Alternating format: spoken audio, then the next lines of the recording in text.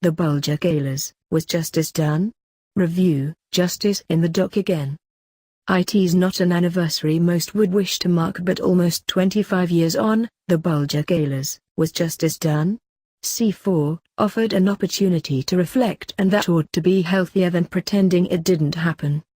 When I say it, I mean more than 2 10-year-olds, deliberately and protractedly luring a toddler to his death. Last night's documentary also revisited those mobs, storming the police vans as James Bulger's killers were driven away, shouting "Let them go!" as in "Hand them to us." It's possible to be horrified by both, and many people were.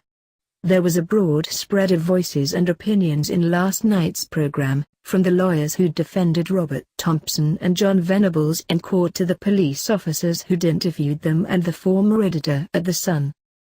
It was difficult to hear the tiny, quavering voices of the killers on the police interview tapes and not feel conflicting emotions.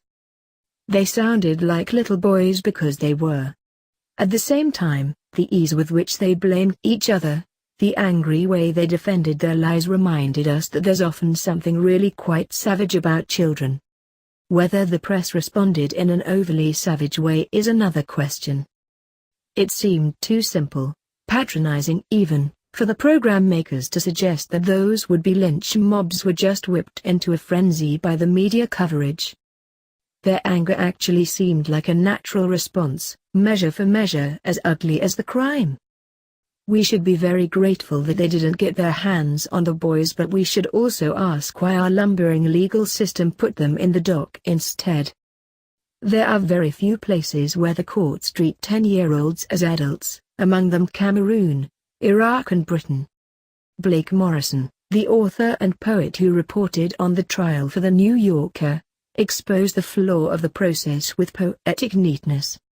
Who would want, he asked, to be tried before a jury of 10-year-olds? Why, in that case, were 10-year-olds tried by a jury of adults? Fittingly for a show about the paranormal, The X-Files, Channel 5, began with a strange case of identity swapping. Agent Dana Scully, Gillian Anderson, was in hospital after suffering a seizure. She was having visions of an apocalyptic future, humanity wiped out by an alien supervirus, leaving the planet as a playground for a chosen few. She was convinced that the instigator of it all was the shadowy smoking man who appeared to have been puffing away in the background of every key event in post-war American history, as well as through 11 series of X-Files.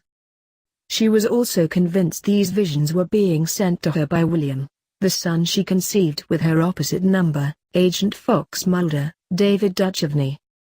The Fox came onto our screens in 1994 as one of those blokes who will believe anything, from the faked moon landings to the hidden messages on a Mars bar wrapper.